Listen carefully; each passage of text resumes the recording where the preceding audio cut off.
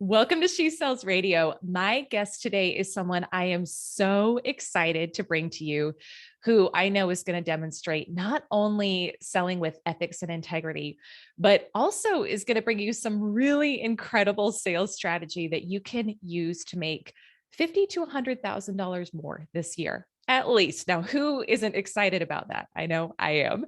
And I'm going to read you his bio momentarily, and you'll be so excited because you're really learning from one of the best in the industry. But for context, I will share that my guest today, Marcus Chan, is someone I met not too long ago as part of the Salesforce Top Influencers program. And I just love getting to know him. And you'll also hear, I think, in today's interview, a lot of his heart.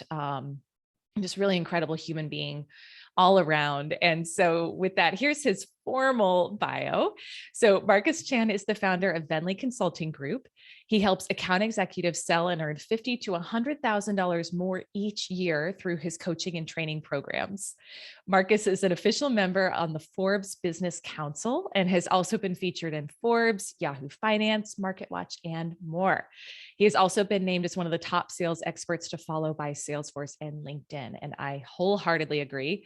Prior to this, Marcus was in corporate America for 14 plus years. And in that time, he worked for 2 Fortune 500 organizations and was promoted, listen to this, 10 times in 10 years with them. Talk about a fast track. And he's won countless awards, has been ranked in the top percentile every single year. In his last role, he led one of the top sales regions in the company with over 110 employees.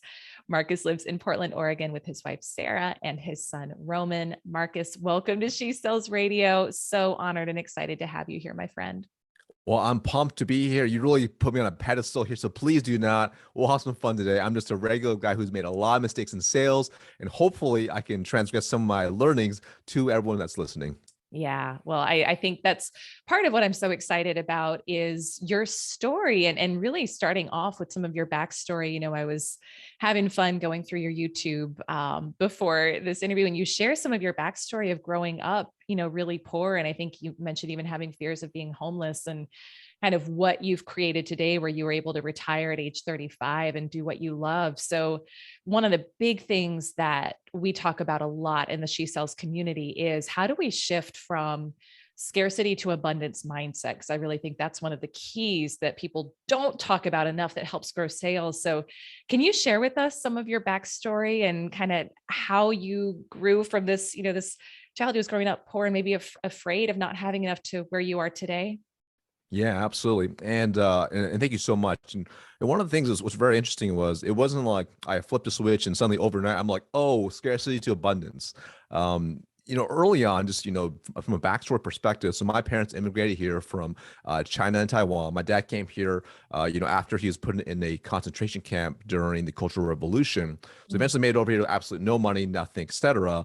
So we grew up really poor. So eventually when they had the kids, myself, my older sister, and later on my little sister as well. But early on, we saw how hard it was. We saw their struggle. We saw how we lived in a small town, working in a restaurant. Everyone had to pitch in and work to basically earn money. I saw how poor we really were. Now, it's interesting because, growing up, you have these perceptions about certain things, and we grew up in a bad neighborhood, et cetera, and that was not great. And I knew we didn't have any money. But what was really interesting is, because we were wired this way, like, we had to be super scrappy, and we all worked in the restaurant. As we got a little bit older, some of the shifts started shifting a little bit over time with more perspective. Because a lot of times as a kid, you don't have any awareness. You're just like, whatever you see is your world. So when you see your friends getting cool new shoes, cool new clothes, cool new toys, and you're getting nothing, and you're wishing you had more, you live in this world of scarcity.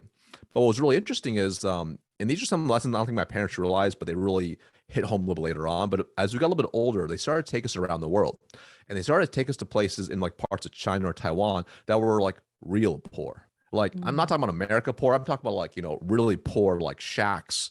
And they take us to like Thailand. They take us to all these places where people legitimately were poor. They were living on maybe $1 US a day. And when you see these type of places where people don't have a running water, they don't have restrooms, they're just like going to the restroom in a hole in the ground, you start realizing pretty quickly you actually have it okay. So even though we were like, by American standards, we were poor, we weren't like that type of poor. So that was some of the stuff. It starts to shift how you perceive the world, how you perceive money. Now, but still growing up, though, regardless, we all pitched in, and we all worked really, really hard. I still grew up very, very worried about being homeless and just being homeless and not having a home, and if the restaurant got robbed, which happened, I would worry about it shutting down and having them on the streets. Mhm. Now, as I got a little older, you start to feel a little more comfortable. My parents started to build a little bit of, financial security. They were really smart with the money. I mean, basically, they were very cheap, right? So, but what happens when they're really cheap, you still have a scarcity mindset, Yeah. right? Like, I mean, like Sure. it didn't really shift. And I just remember, I was 17 or 18 years old, and my parents had a Chinese restaurant. We used to do these festivals on weekends in which we would go to set up like a park, and there'd be a big, music event, whatever, for the weekend. We work 30 hours or 2 days and to make money. And I remember just being on my feet all day and, slinging Chinese food noodles and just being exhausted. And it's like 1 a.m. I'm scrubbing pots and pans in the garage, preparing for the next day. And I remember my dad's like, noticing my sour look at my face, and he's like, "What's wrong?" I'm like, "Well, I hate this. Mm. I hate that, we have more money now, but I hate it. We have to work so hard for our money. I hate that I have to, like, we're literally on our feet all day. Like, I'm dirty, I'm oily, I'm greasy. Like, I want to go, but my friends are out partying, doing whatever. I want to do that." And he's like, "Well, my dad's like, this is how it is. You have to earn your keep, et cetera." And I'm like, and I told my dad at that point, I'm like, one day I want to be in a position where I make money with my brain. Like, it's not about necessarily hard work, which I'll always work hard, but can I do what's in my brain to actually generate money? I didn't know how at the point. I was just sick of, like, physically trading time for money, physically being tired all the time. So Mm. that was like these mental shifts. Now, what was also interesting too, as my life started to transgress a little more, my mindset still is very poor, still very, like, scarce. And the biggest trend, the next big shift was probably when I was 21, 22. And I started B2B sales. So now I'm like, cool. I graduated college. I'm like, this is my vehicle. This is the way I'm using my brain to make money. This is an opportunity here. I'm gonna help build up the startup business, and it'll be really cool. I'll make money. And now I'm using, like, this, which was between my ears. Mm. And it was really hard. I thought it'd be easy. It was really hard. And I really struggled, and I was doing absolutely terrible. And I remember I was the worst rep in the company. So I remember talking to my What was mentor. hard about it for you? I want to just pause and ask, because people, they hear your Yeah, credentials, they hear what you've done, and they're like, yeah, well, he's been a pro his whole life. But tell us a little yeah, bit more about the struggle there. I think that's important. for sure. So, so before I got to this point, I kind of skipped ahead from time perspective. I had a few different other jobs, right? So, like, I worked in a retail store selling Speedos, right? And Yeah. Speedo accessories. I was a competitive swimmer growing up. I love hearing the Uh, backstory of yeah, like what people sold way back yeah, when. It's always yeah. hysterical. Yeah. It was awesome, right? But it was also like people were coming in. So the retail environment, people coming in and you're selling them, right? Mm. Working in restaurants, then people come in, you sell them food. And then at one point, I was working for a rental car agency, and we're selling insurance. People come in, we sell them insurance, we upgrade them the car. So there was, like, that to me, that there was some selling, but it wasn't like being able to convert a complete stranger to paying cash or credit card or a PO in a situation. And now I was in a situation where there's no inbound. It was a brand Mm. new startup. We had no inbound. The economy started falling apart. This is 2007, and it was completely cold B2B. So Mm. prospect to close. So which is very different. Someone walking in saying, "Hey, I'm already planning to spend money as long as you don't mess it up." Okay, Right. Oh so my gosh. Totally. yeah, It's so fun. Our stories are so similar. I started B2B selling 2007, 2008 as well, like yeah, right around that. So yeah, yeah. I'm so with you. Oh man. So Yeah. so now it's like it was like number one prospecting. So, like, I Mm. really struggled with like being able to generate meetings, was on the phone, email, even door to door to businesses. That was really hard. And then being able to have a sales conversation, like being able to truly do an effective discovery. Like, I didn't really know how to do that with a cold prospect, Yeah. because they're really just not interested at all. So those are all those little things. First of all, I didn't know I didn't know. I was like, I can't book meetings. Now I can't close. Those were my two big issues. And in having somewhat decent success, in which in the other roles I did, basically I was able to just outwork everybody. Mm. And I was like, okay, I did pretty well. To now to this, where, yeah, hard work's for sure part of being effective in sales, but that was only one piece of the equation. it was like, like there's a whole recipe to be successful in sales, and yeah, I had one ingredient, Yeah. hard work, but I missed the other core ingredients, and that's what it Yeah. was. But I didn't know. There's many things from strategies to know, tactics to know, but also mindset. Mm. That was a big one, and I'll give you a really good example. So I remember this is now about probably this is a few weeks in, maybe even a month in or so. And I definitely outworked everybody. There was just zero question about that. I only had 2 suits that I wore.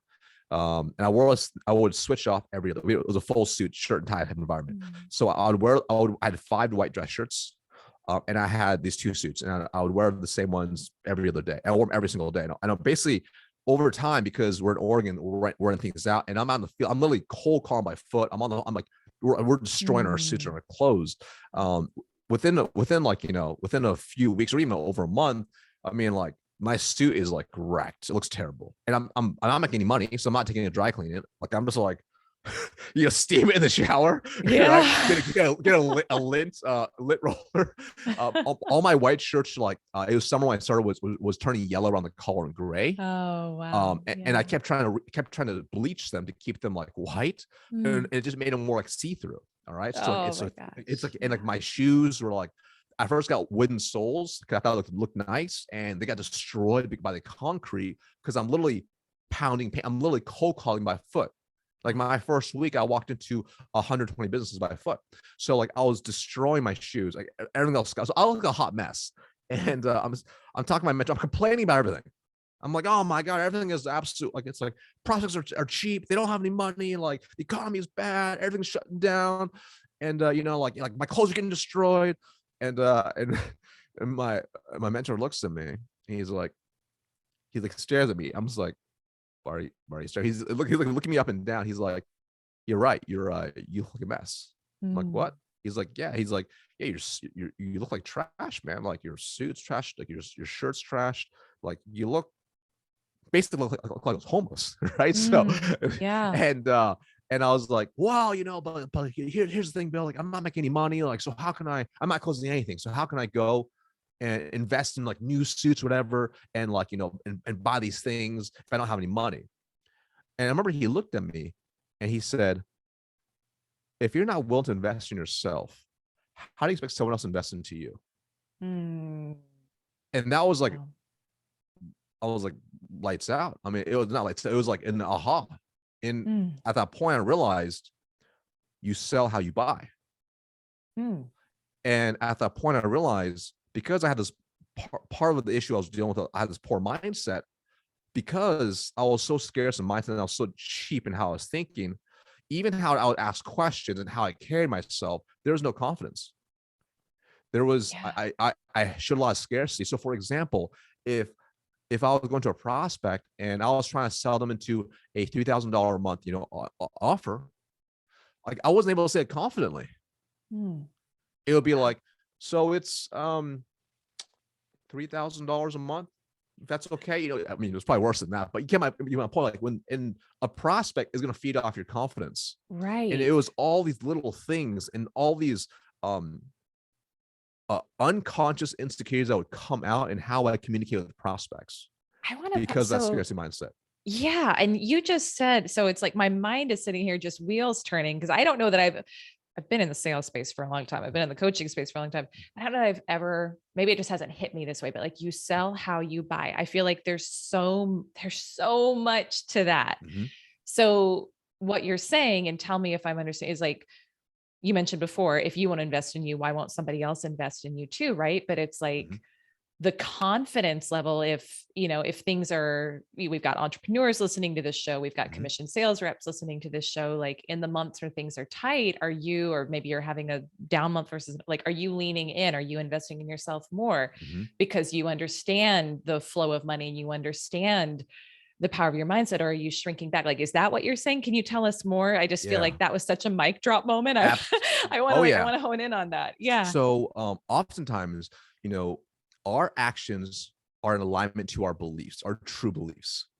So if we ourselves are really cheap in everything that we spend money on, it's very hard for us to portray value to someone else Because if a prospect says to you, well, that seems a little expensive, if you're naturally cheap, you might be like, yeah, you're right. Like, Yeah. Yeah. even though you try to say, no, you need this, because there's a misalignment here.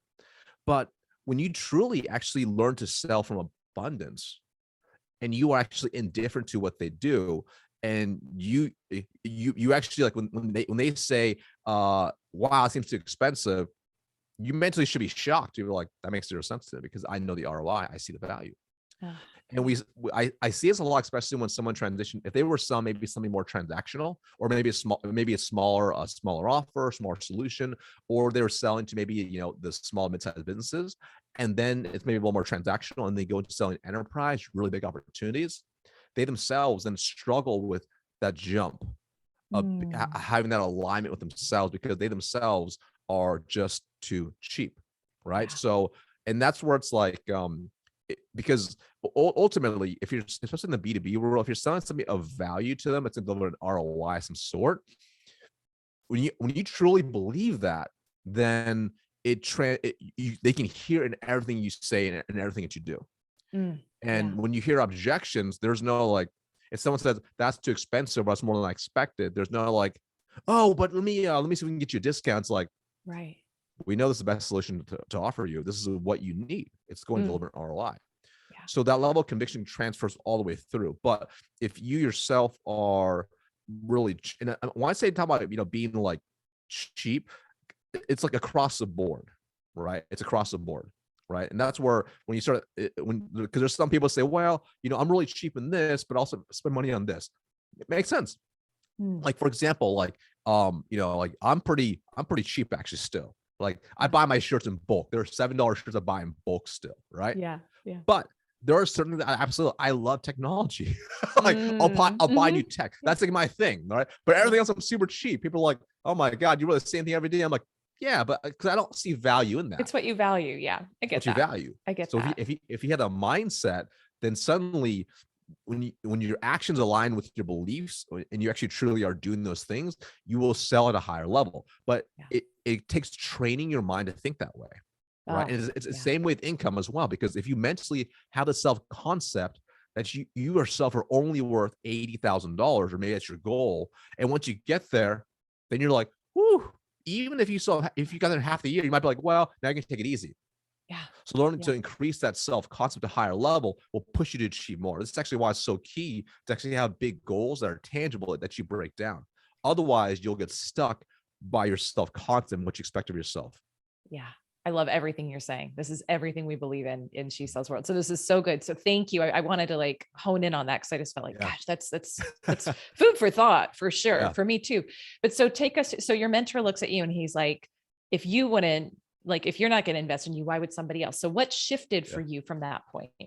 Yeah. So what's very interesting is like, I think words are powerful, because even the words he mentioned there, he didn't say spend money, he said invest. And there's some epiphanies there. And when you think about this, when you say I'm gonna spend money this versus I'm gonna invest into this, it's a big mental transition. So I was seeing new clothes as an expense. Mm, I was seeing these things as an expense. What I didn't really see them as was an investment into actually the version of myself. It's really asking yourself, what would the best version of myself do right now? mm, And the best version would invest in myself. And it didn't mean like go crazy and go insane, but it was like, okay, what I'm gonna go do, let me go buy some, let me actually look the part. Let me look the part. And that way I can actually like have more confidence, look good and feel good. Because at the end of the day, when you actually feel good, you're gonna sell better. That's just reality. So I literally exactly what I literally went and spent $3,000 on new suits, new shirts. I think I got like 4 or 5 new. They weren't expensive, like 4 or 5 new suits. I got like 5 or 7 dress shirts, a bunch of ties. It's like a bunch of socks, a bunch of like shoe. I maximized as much as I can. I went to like a Burlington coat factory. I love And it. yeah, I Yeah. got as much as I Yeah. could. So that way I can at least, look the part. And that was like, but that was like one of the first like kind of steps, if you will, of that transition. And Mm, over time, you start doing different things. Like, for example, like I ended up investing to like a Tony Robbins conference later that year. That was a big thing for me as well.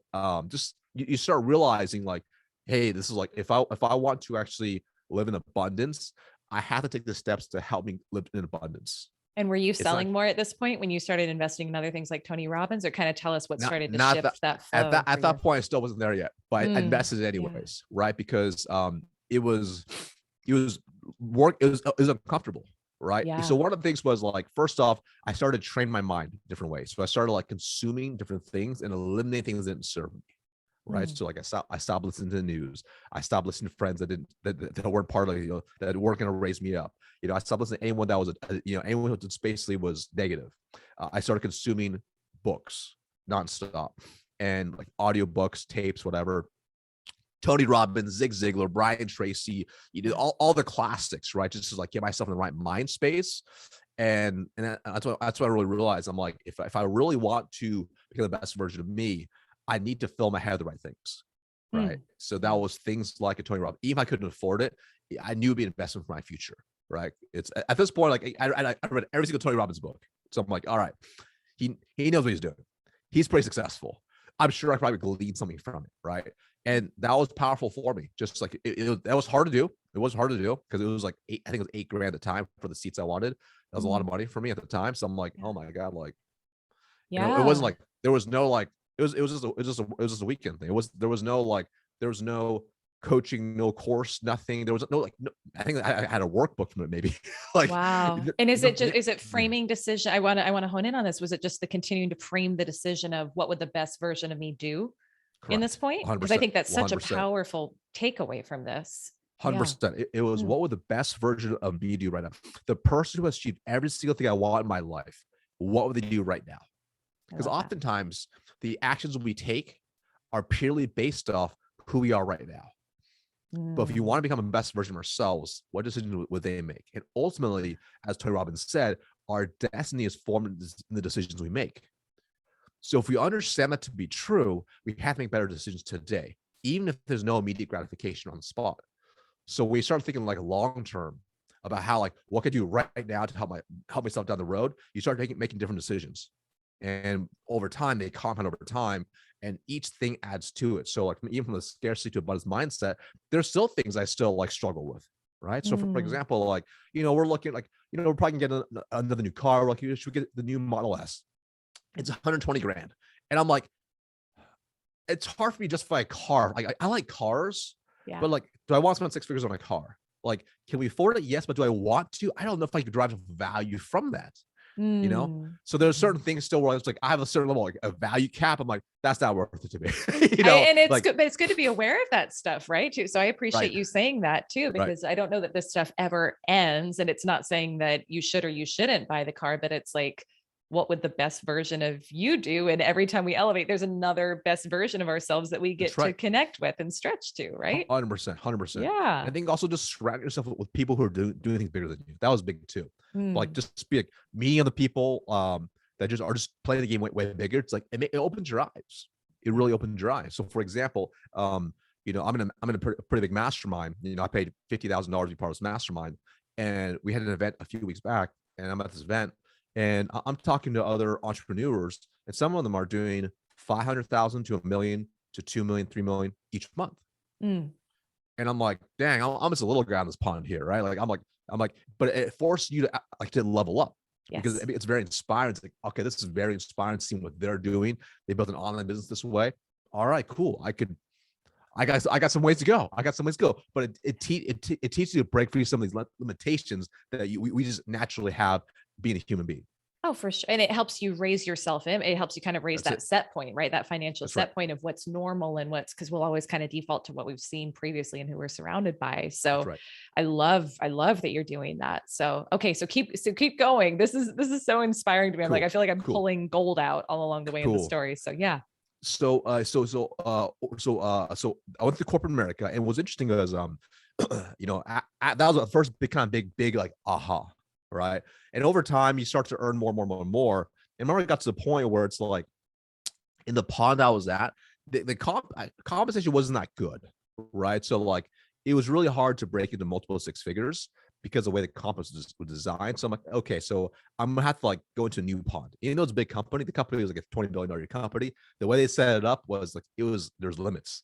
So I'm like, I had to go somewhere else. right? So eventually I made a switch into the company, and then, ended up getting promoted multiple times as well. But then you start like being surrounded by other people who are producing at a higher level. So that was Mm, also, again, key. And the whole time I'm like learning and I'm studying and I'm improving my game the whole time. And I remember at this point, it was probably 2015, and this is where it kind of turned into, it basically it went from like me do my own thing, you know, being in a corporate America, and then starting to dabble into a side hustle. mm, Now, at this point, I never wanted to be an entrepreneur. I never want to do what I do right now. I never wanted a side hustle. That wasn't really, I saw how my parents were as entrepreneurs. So in my mind, my frame of mind or concept of entrepreneurs, they work their tails off and they don't make the money they want to make, mm. you know, Super or it takes appealing. super appealing. I'm like, cool, awesome. Like, because they had a restaurant, they had to Yeah. physically be there. I'm like, cool, live there like 7 days a week, always work around, awesome life. I don't want that at all. Yeah. Right. No, So thank you. um at this point though, I remember like because I had been promoted about 10 times now. It ended up being like 12 times in the 10 years, but it's not as cool as 10 out of 10 sounds better. So anyway, so I It's was a like, lot okay, either way. Yeah. it's a lot anyway. So I'm like, okay, I'm like, well, so people can ask me, hey, how did you do this? I'm like, do what? I'm like, I don't know. They're like, how did you get promoted so many times? How do you how do you seem to have this like Midas touch? I think you touch seems to have results. I'm like, that's not true at all. Like I fail all the time. They're like, Mm, but how did you get promoted that many times? I'm like, I just work hard. I'm like, no, how did you really do it? You should write a book or something. I'm like, okay, I guess I could. But I just got promoted again to another role. I had a team of 85 employees and 9 sales leaders reporting to me. I'm like, let me learn how to write an ebook. This is before people before everyone and their mother had an ebook. So I'm like, yeah. well, okay. So I remember I bought an online course to learn how to write an ebook. This is like my first taste in like online courses because they still weren't that big back then. Like Mm, only like the influencers online had it, right? So I'm like, let me just buy this online course on how to make an ebook because I didn't know how do I set up a web page, how do I take payments, how do I do all these things I didn't know. So I learned how to do that, and I wrote this book, ebook, and I remember I just put it out there on Instagram, and I made $10 in an hour. I'm like, oh my guys, made $10, so amazing! exciting, It right? was It's like, incredible. oh It, yeah, it, I know that it was feeling. it was Yeah. it was a wild. I still have the email. I still have it was the wildest feeling to me because I was like, I Oh, didn't have to get on a sales call. oh, That was freedom. strange. Some strangers gave me money. I mean, 95 in PayPal. That's very interesting. So Yeah. I was like, that's cool. So eventually, like, that's neat. And I was making a couple $100s a month with that thing. That was kind of fun. And but that was like the doorway to open to even go to open the mind to more abundance, right? I was like, hey, what Mm, else could I do? What else could I create to make this like passive income, if you will? And at the time, again, online courses weren't as big. I'm like, I should build an online course. Now, everyone and their mother has one today, but at the time, it wasn't that big of a thing. So I'm like, okay. So I bought a different program. Again, this is like my first time exchanging money online for like some stranger. I'm like, all right, well, $1,000. Let me learn how to build an online course. mm, Pay this guy $1,000 online. It was a great program. I learned how to build it out. It took me about 2 years because at this time I was still traveling nonstop.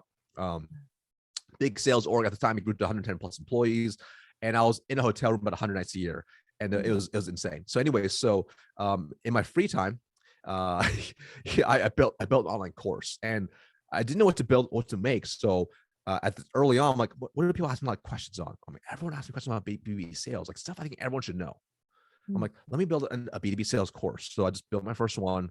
It took me 2 years, and I remember like this is January 2019. I'm like, crap, what if I just wasted 2 years building this out and nobody buys it? Oh wow.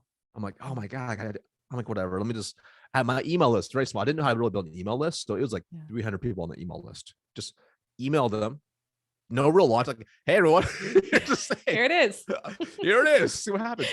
But I woke up and made $2,000. Oh, And that was I like, love it. wow, holy smokes. Again, this is like, if you notice, each micro experience is like opening my mind to what's possible. Mm, yeah. And that was really, really neat. I'm like, wow, this is like something I can really build and scale out.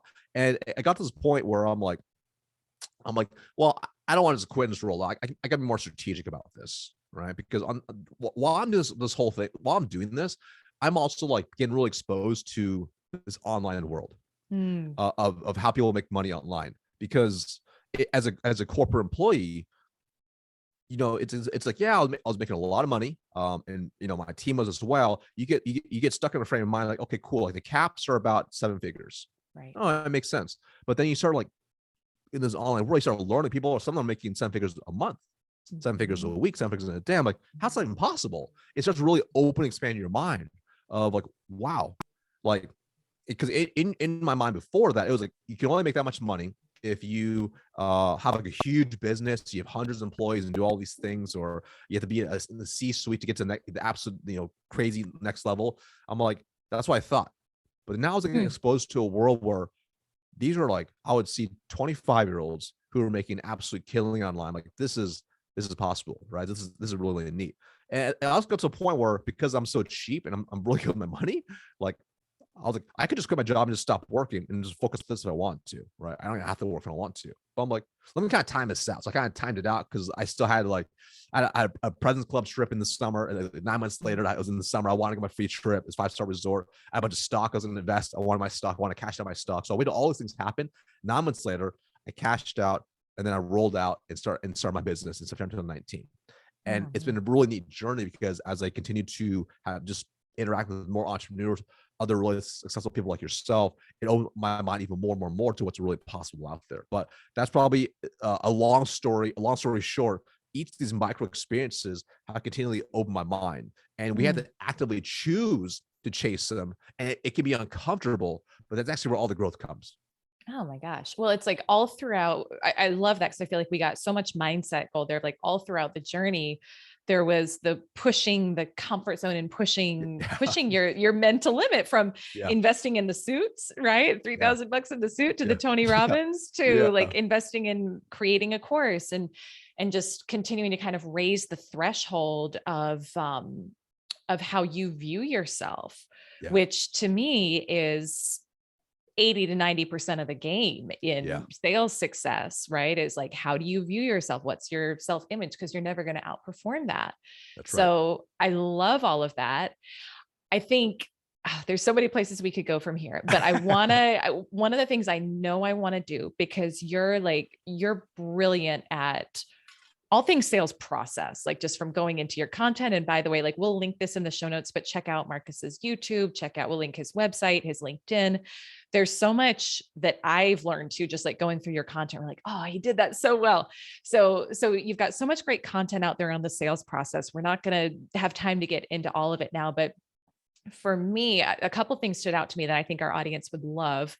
One is, can you talk about, you speak to like video prospecting and video outreach. Can you give us some tips for that? Because to me, I'm all about how do we do things differently? How do we stand out? I think video is just one of the best tools we have today in sales. What are some of your tips for video outreach that you Cool. teach? So Yeah. you want to talk about peer outreach or content? Because there's two different strategies there.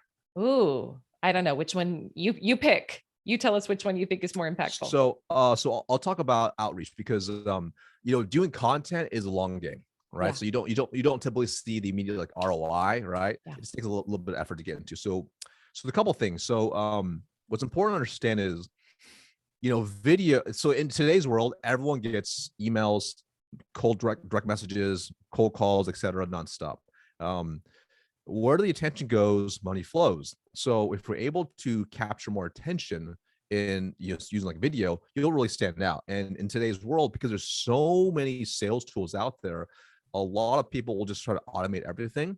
And I believe automation has its place for sure. Like we use automation too, but if you can add in personalization on top of that and just use both in the right way, it can really help you stand out in a really, really effective way. So Mm. uh, let's just use a very tactical example. So let's just say LinkedIn. LinkedIn's a really great tool to use. So if you understand LinkedIn, your first off, before you even do any type of video, if you want to increase your conversions, you have to really think about your ICP, ideal customer profile, and what they're thinking about.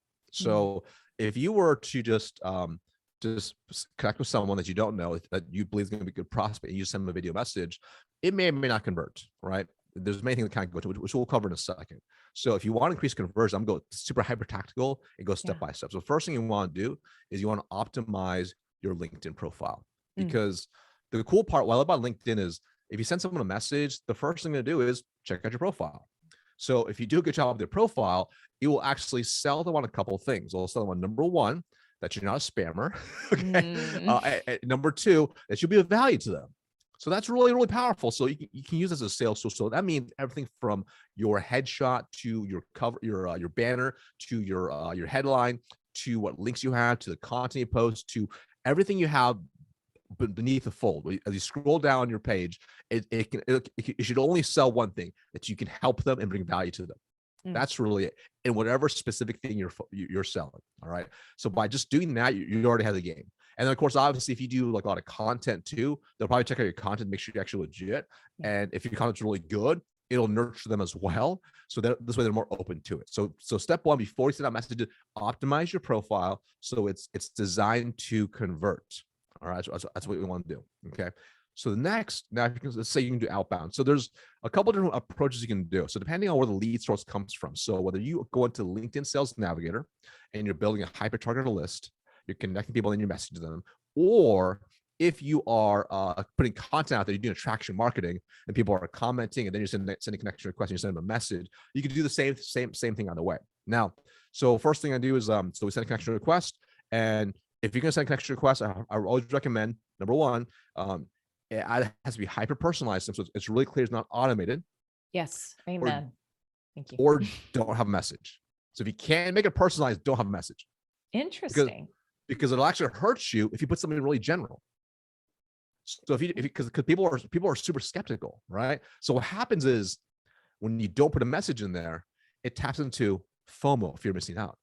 It makes them curious. It makes them more apt to accept it. Now, if you had to stack it, what has a higher conversion from connection requests to them accepting it?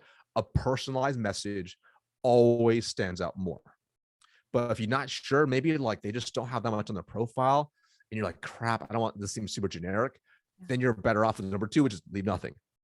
Right? I've never heard it, but it makes so much sense. But yeah, to the canned spammy audit, like I hate those. I don't respond to those. We see them. Great point. So here's a funny side note. So in my LinkedIn, it says Marcus A. Chan. I don't have a middle name. The A stands for automation. Some people use automation. Yeah. So this is how I know. So when they send me messages like, "Hey, Marcus A," I'm like, "Okay, automation." Like that's how I know.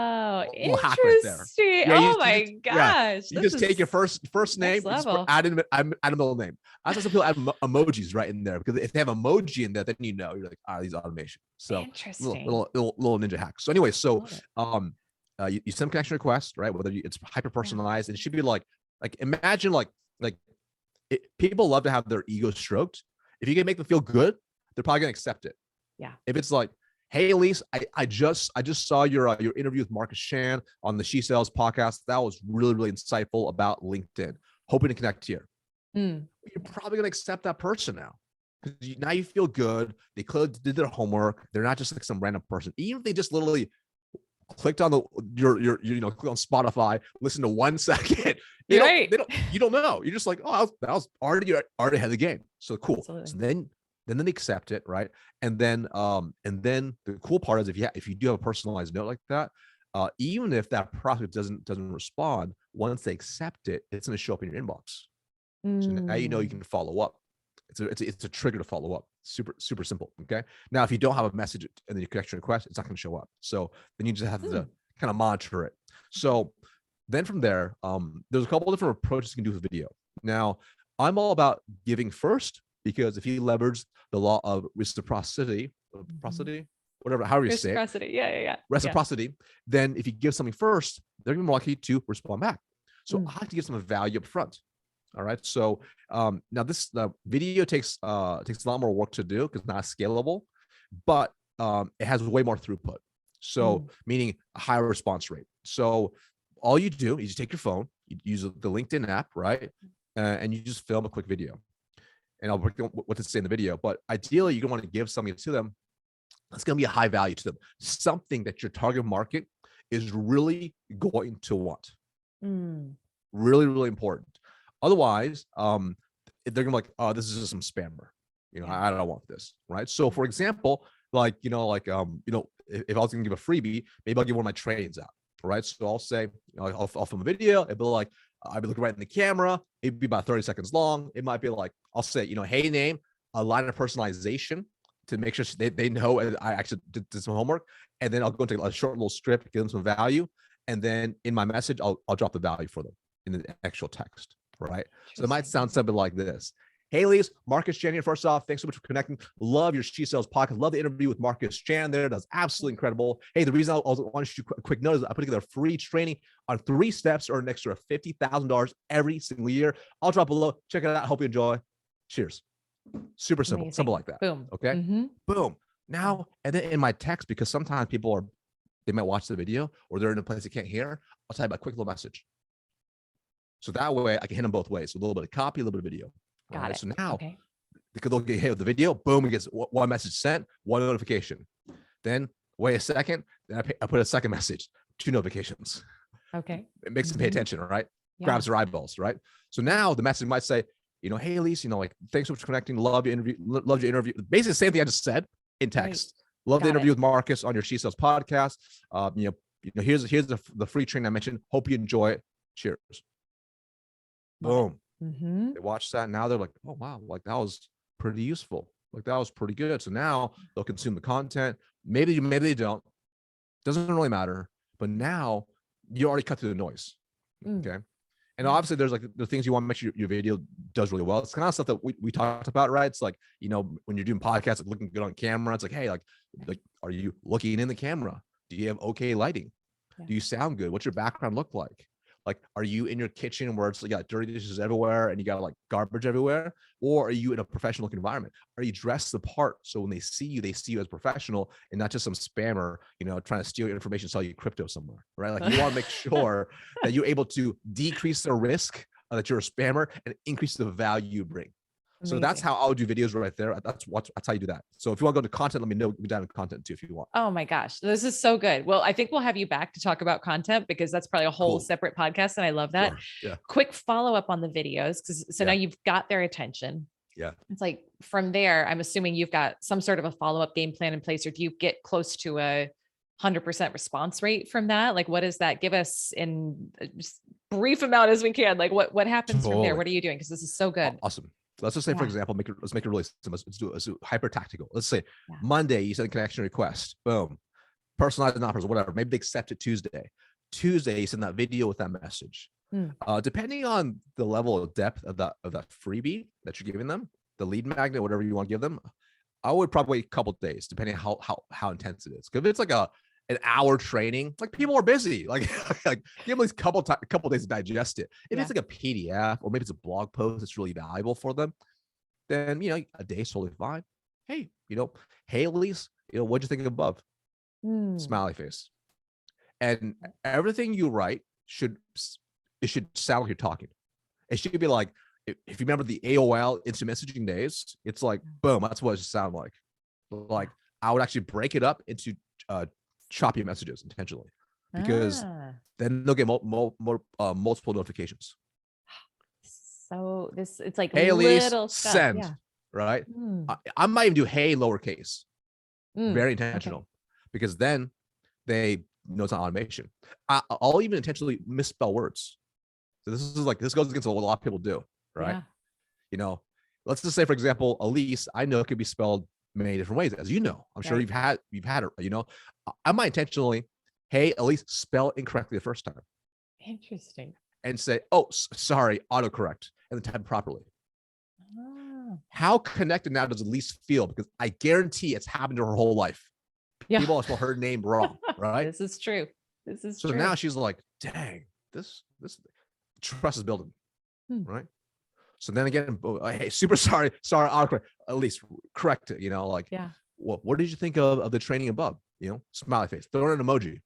Remember, you're in the DMs right here. We're making a casual conversation. That might be 2-3 messages. They just got hit with message 1, message 2, message 3. If they have the notifications on, they got 3 things on their iPhone now showing that you messaged them, right? Yeah. So you were making them stop from what they're doing and pay attention. Okay. Now, even if they don't pay, they have turned off, but they happen to log in LinkedIn later. Now suddenly in their inbox, they got 3. What's that? Let me go check it out. I love it. So again, this is how you start standing out. So it's super simple, right? And then if they don't respond at that point, there's a couple different angles you can go. So let's just say that was Wednesday, and then maybe wait a couple days, and at that point, it depends what you want to do, but you could you should have somebody in between, but I'll probably, if they're posting anything, you want to make sure you're actually engaging on their posts as well. That's key. Okay. That helps build omnipresence with them. And then of course, if you can also email them, you can call them if you want as well. If you want to keep it all within the LinkedIn messaging, then maybe Friday, then you could send something else out that could also hook their attention, right? So what would they pay attention to? Is it more value at the point? If maybe they had posted something, then you could say, if you had already commented on it, hey, Elyse, love that post you did yesterday. That was super insightful about X. Now you're standing out again. Love it. Oh, by the way, what did you think of that thing I sent you? Oh, P.S. By the way, it's like, wow. So it becomes this it's very conversational here, right? Yeah. So that's why I think the mistake some people make is they say, I want to put Elyse into a sequence. Yes. 1, 2, 3, 4, 5. You can have an idea, but you have to kind of gauge the situation based on the context. Because if I know Elyse is really active on LinkedIn, which I know you are, well, I'm going to leverage to my ability. I'm going to I'm going to hit the notification bell on her profile. So every time she posts, I'm the first person to comment on her post. I'm going to go on there. I'm going to comment. I'm going to type something super insightful. I might even share it because nobody shares. So now Elyse is like, oh my God, who is this person? Like, I'm giving so much now. I'm giving all this attention to her that she's like, I feel like I have to give him attention. Hey, what's up? What's up, Marcus? How's it going? I didn't have a chance to see it yet. I definitely will check it out soon. No, that can reply back. No worries. Look forward, let me know your thoughts. Chat soon. Super easy, right? You don't need to be pushy.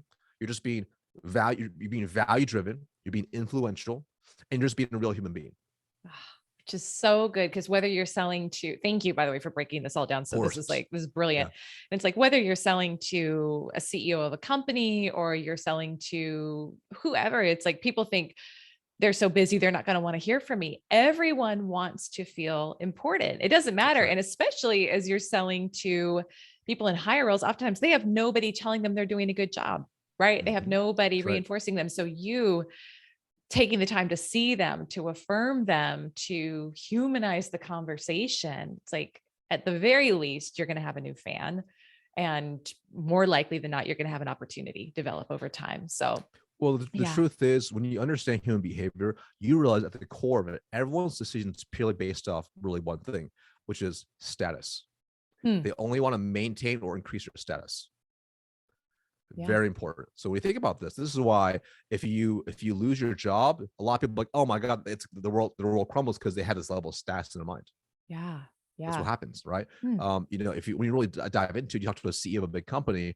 When you really dive into them, I'm like, oh yeah, it's cool. I'll do this. They want probably power, again, status, money, status, right? So they have things. It's always status. People don't want to decrease in status. This is why people want to have their name verified on Facebook, Instagram.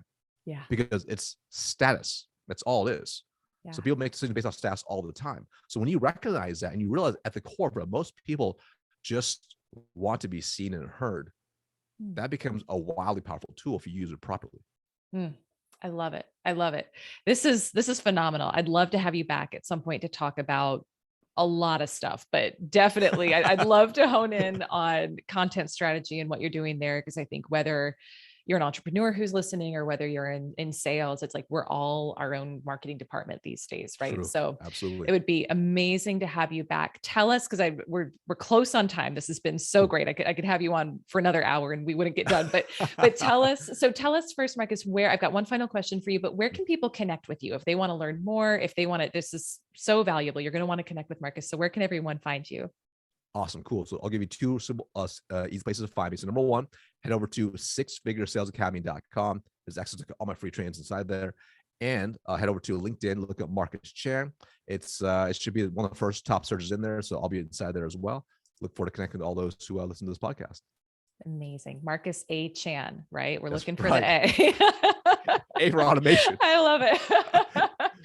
So final question for you. And, we've got, I was sharing with you in the pre-chat, it's like, obviously this audience, I think, skews female, but we've got a really diverse audience that listens. And regardless of who you are, I know you can relate to some of Marcus's story that he shared today. with us. And so for you, Marcus, looking back on your younger self coming up when you didn't have the track record yet, you didn't have the proof that this was going to work, you didn't have the wisdom that you do today, what would you have told that younger Marcus just getting started off in sales and in your business journey? I'm gonna reference a Jim Rohn quote because when I heard this quote a long time ago, this really spoke to me, and it gave me the clarity on what I needed to do. And what Jim Rohn said, he said, if you work hard at your job, you'll make a living, but if you work hard on yourself, you'll make a fortune. Mm, And that was one of the biggest epiphanies I had, especially early on, because especially early in my sales career, I was working hard. I was working a lot of hours, but I wasn't necessarily working on becoming the best version of me. And when you realize at the core of it, when you work hard on yourself, it actually multiplies everywhere else because our outer world is a reflection of our inner world. So the better we can work on our inner world, the better our outer world's going to be. As the saying goes, like the fruit is determined by the roots. mm, So when you really work on the roots, you work on your inner game, it it multiplies every part of your life, not just from like a work perspective, but also to your relationships, to how you treat yourself, how you respect yourself, to how you work with other people. So if you understand that and you just work on yourself in every possible facet, from mental, physical, emotional, spiritual, and across all the buckets, you'll become a better version of yourself. You naturally, as a result, will achieve more success because of that. mm. It's so good. It's so good.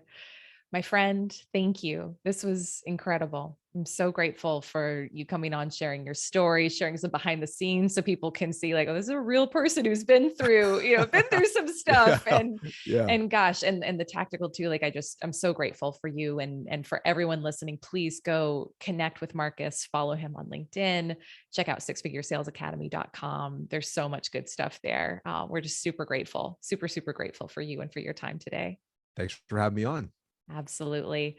All right. Well, to you, my listener, thank you so much for tuning in. I'm super grateful for you. Hey, I know I will speak for both Marcus and myself. We would love if you shared this episode. If it's speaking to you, please take a screenshot wherever you're listening, tag Marcus, tag me, let us know your biggest takeaway. I'm always so grateful when you share. Super grateful to have you as a part of the She Sells community. And I'll see you next week on our next episode of She Sells Radio. Bye for now.